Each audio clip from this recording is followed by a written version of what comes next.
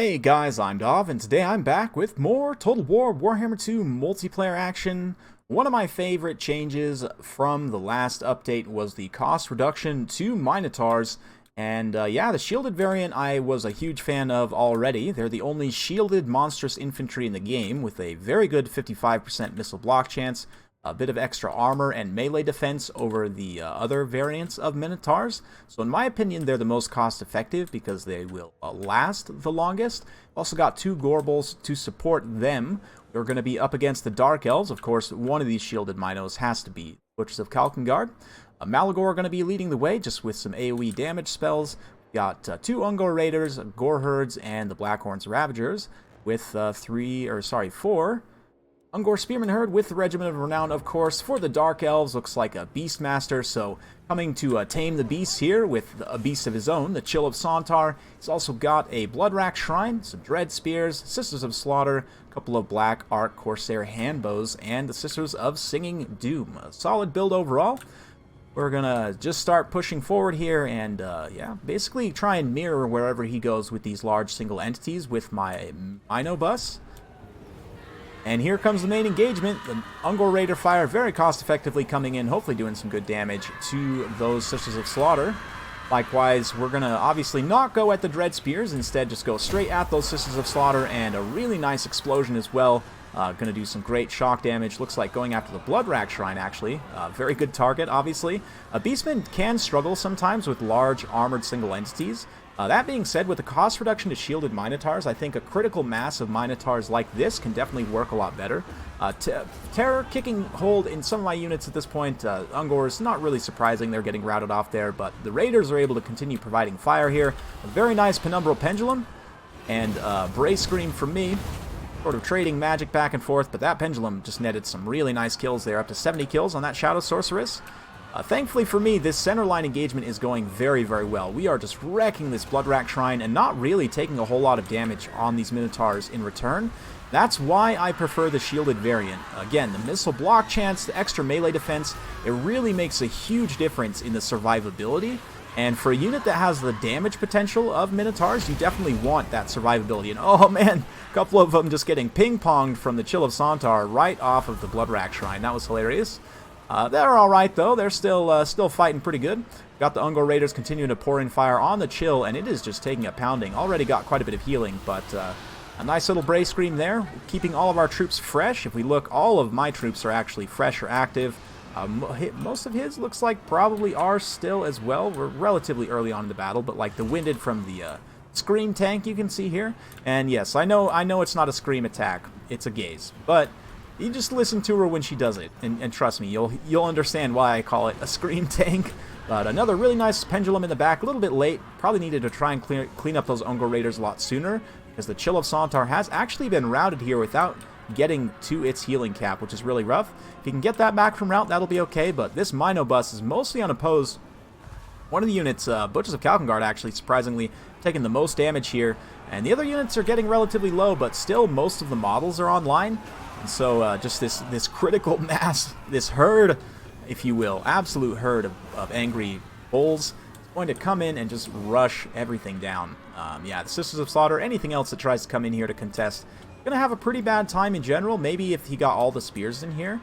But at this point, things are pretty well in my advantage. You can see Malagor back here, sort of chasing the Beastmaster, trying to get revenge for all the times that this guy has no doubt hunted some of Malagor's buddies. Ooh, that Scourge Runner Chariot, of course, still providing good range damage, but on the other side of the hill, things are not looking great for the Dark Elves. Sisters of Singing Doom and other units getting cleaned up. I had some Hounds in reserve that have just been cleaning up routing units wherever they can. And yeah, here we go, Malagor. Let's get in and see if you can give this Sorceress the business. Also got the Minotaurs charging uphill as well. Chill of Sontar did come back from route, but looks like my opponent's going to admit defeat there anyway. Not really a lot of chance for him to come back. I mean, maybe the Chill, but with all of those Minotaurs still left and the two Gorbles still relatively healthy as well, it was going to be a tough time for him regardless. So well played anyway. Hopefully you guys enjoyed watching that one. I have another Minotaur game to get through, so don't worry. I have plenty more content to show you today. But yeah, in terms of this build here, I think the double Gorble with Malagor is very good in some matchups, especially if you're not expecting too many single entity monsters, but even still, I think the double Gorbel with the 3 Minotaurs just gives you so much stopping power that you're definitely going to see more builds like this going forward. That minus cost reduction, again, especially for the shields, is just so nice. 50 kills on this one, got an XP chevron, only 38 here, 62 for the Butchers themselves. Blackhorn's Ravager's able to do okay with 89 kills. Gorbel's doing decently also, and 48 kills on Malagor just from his magic mostly. So that is quite impressive. For my opponent, High Beastmaster, very good on the Chariot. 77 kills, 107 for the Shadow Sorceress. The real weak point here, I think, was the Sisters of Slaughter. They ended up just getting run over super hard by my build. And, I mean, granted, Sisters of Slaughter have pretty good melee defense. They can be really tanky in the right situation. But because of that low armor, they can take a lot of shock damage very quickly. And just in general, you know, the Archer Fire, the shock damage, you can get them cleaned up pretty quick. They are sort of glass cannonies. That ended up being a little bit rough. Likewise, Black Arc Corsair handbows. Any infantry skirmisher, even those that can shoot 360, are tough to protect against the Beastmen. So maybe I would have traded these guys out, try and refocus some funds here and bring the Scourge Runner chariots instead. Because they're mobile, they can stay away from the Beastmen as much as possible. Guild Sontar and Bloodrack Shrine definitely pretty solid here, but Bloodrack Shrine just got thrown into a really bad situation there with all the Minotaurs, so... anyway, that's enough about this particular game. Let's go ahead and just get straight to the next one. And since I just have 2 for you today, we're not going to do any editing. Just wait through the load screens with me. But yeah, you can see here I am going for another Minotaur build. We've got, again, 3 shielded Minotaurs, including the Butchers. And we've got the Regiment of Renown Cygor, a bunch of Spearmen, and a Beast Lord on foot with 2 summoners. So I'm going to be trying to summon 4 extra monsters throughout the course of the battle here. 2 Cygors and 2 Manticores, of course. So, yeah, for my Lizardmen opponent here, he's got the Thunderous one. Looks like Pawhawk Sentinels up in the air, some Chameleon Skinks, a Wild Krokar, the one and only, and a Feral Carnosaur. He's also got a Skink Priest, Lore of Beasts, or some Manticore summons, a couple of Red Crests, Legion of Chakwa, and Saurus Spears. So right off the bat, you can see these chameleons going to reveal themselves, and I'm just kind of sitting relatively patiently. If my opponent chooses to overextend here, I can bring out my hidden Minotaur force, is exactly what I'm doing now. But yeah, we're going to bring the spears in as well. My opponent, seeing kind of the trap here, is going to try and escape from this pocket, but we'll see if we're able to bog him down. Meanwhile, over here, he's doing a good job with these Pawhawk Sentinels going after the Eye of Morslib. They don't have the most DPS in the world, but a very nice drop rocks there on those Ungor Raiders as well. Does some really good damage. I'll go ahead and throw the first Manticore summon right away, just because I want some extra stopping power in this engagement here. You see, we are able to catch the 2 Carnosaurs here on the low ground, Krokar and the Feral one, and it's not going to be the greatest engagement for them. I mean, obviously, anti-large AP, you'd think, would be good against the Minotaurs here, but because of the lack of support, the Carnosaurs end up getting surrounded here, and they just take a ton of unnecessary damage. You can see I had pathed this unit up and around to potentially get a full surround here, but since my opponent's gone ahead and committed, we are going to charge in so that we get that sweet, sweet full bull surround. And with the Manticore also in here, you can see it's just not good for Krokar and this Feral Carnosaur. We bring the Beast Lord over as well. We've got the extra armor-piercing damage on the Butchers, and looks like second Manticore summon going to be thrown in. Meanwhile, the frontline engagement's getting underway somewhat. Unsurprisingly, the Lizardmen are going to pretty much clean house here without too much issue. I mean, the Terror from the Thunderous one, Red Crest with their high DPS, they'll just straight up, yeah, just destroy these Ungor Spearmen in no time. So that's collapsing relatively quickly, but you can see the balance of power already, again, heavily in my favor because Krokar got singled out there by those Minotaurs. So, yeah. Pro tip for you guys, definitely always want to have your monsters fighting with support, like Krokar and that other one honestly should have just been with this nice tight front line and pushed through all it, kind of together.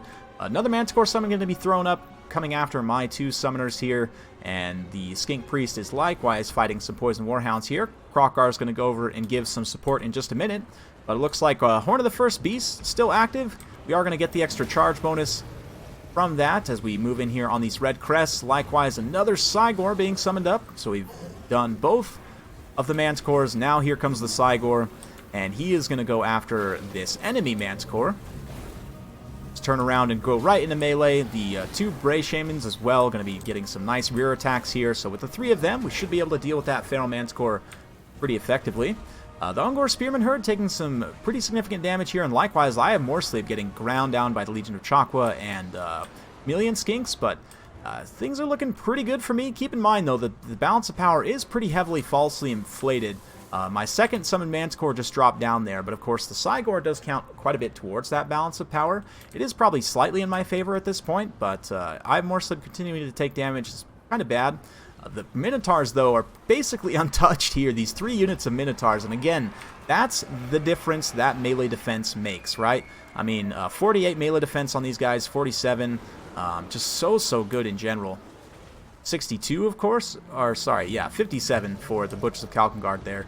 And it is just, it's so good to have that high of a melee defense on a Monstrous Infantry unit. Like, Monstrous Infantry tend to not have that good of defensive stats. You know, there are a few exceptions. Familiar have pretty good defense and armor. Croc scores, of course, heavy armor as well. But Minotaurs, because they have very light armor in comparison, that extra melee defense counts for a lot.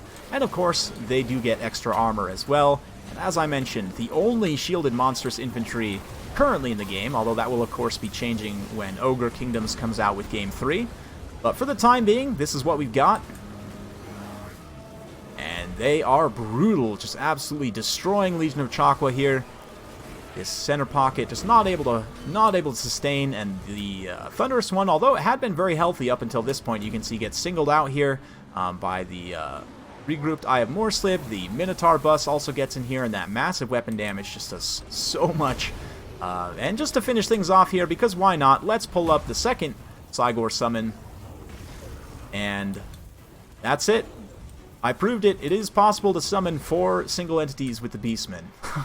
I don't really know why I was trying to prove that. I think I already knew it was possible, but there you go. Especially for matchups like the Lizardmen or Tomb Kings, which tend to be ones that are traditionally very tough for the Beastmen.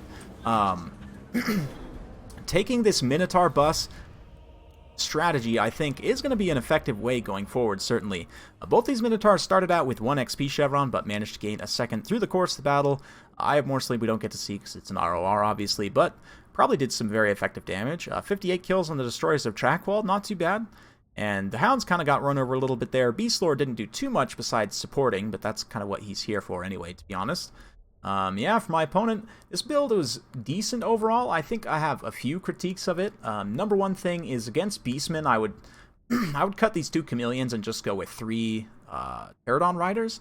Because the Beastmen only have Harpies up in the air, you can be much safer taking your ranged units up in the air, and you have to dedicate a lot less resources to protecting him. That being said, I didn't really go after his Chameleon Skinks too hard, but I'm also not a fan of Saurus Spears. Legion of Chakwa is pretty good just for the missile resistance, but I don't think you need that here.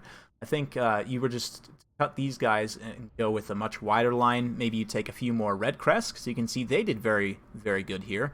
With their high speed and poison, they actually are a very nice matchup against Skaven, or sorry, against Beastmen. So yeah, if we go ahead and have a look here, I would have definitely cut those, like Legion of Chakwa, you just change out for the Cohort of Sotek. That other Saurus Spear you can change out for a Red Crest. And maybe using the remaining funds, you can grab a 4th one, something like that. The Thunderous one's pretty solid in this matchup, but it can friendly fire your own troops sometimes, so it's something to be aware of. I actually haven't tested out the damage on the Ark of Sotek yet, but from what I've heard, from the increased damage, this might actually be worth it as kind of a distraction / AoE damage piece. And then, yeah, grab 2 Pterodon Riders, Pawhawk Sentinels. Rocky G is not bad here at all, so we'll definitely grab him. Deadly Onslaught, I don't know if I'm going to keep that. Swiftness of Itzel and Sacred Spawning, though, we do want. Likewise, Skink Priest, Lore of Beasts, pretty solid for the extra terror. Getting that Manticore summon, and of course, Flocks of Doom for additional DPS. As for the rest, let's see, he did also have a Feral Carnosaur, that's right. And let's grab some Skink Javelins also. These guys are really cost-effective if they get their volleys of Javelins off. They've only got 3 volleys of Javelins, but because of their 120 unit models with decent damage, 4 AP per shot means they actually have a really good potential range damage output. Of course, you can use them in melee as well. Don't have the best melee stats, but it's something. Yeah, we can maybe even come in and grab a 5th one here. This is a pretty wide skink line, and you are relying quite a bit on these 3 big dinos to kind of do the damage. But I mean, these skinks definitely have their own potential damage output. And one of the things about skinks versus beastmen is because beastmen infantry is fast, pretty much across the board is very fast. Saurs have a hard time keeping up with them, and they just don't necessarily match up super great against beastmen infantry. Skinks, while they will, at least the cohorts, lose pretty hard to most beastmen infantry. Again, the javelins are super useful, and just having the speed to be able to like detach them, use them to chase routing beastmen infantry, or just generally having a little bit of extra mobility in that way on your infantry line is quite helpful in my opinion. So hopefully you guys enjoyed watching this Minotaur double cast. I'm going to be bringing you more Minotaur Mondays. I don't know if I'll make it a weekly thing, but who knows. I'm definitely going to be bringing more Minotaur replays regardless. So hopefully you guys will enjoy that. If you are interested, be sure to subscribe, hit that bell notification button so when I do upload new battle replays, you get notified. Thanks once again for watching, and we'll see you next time.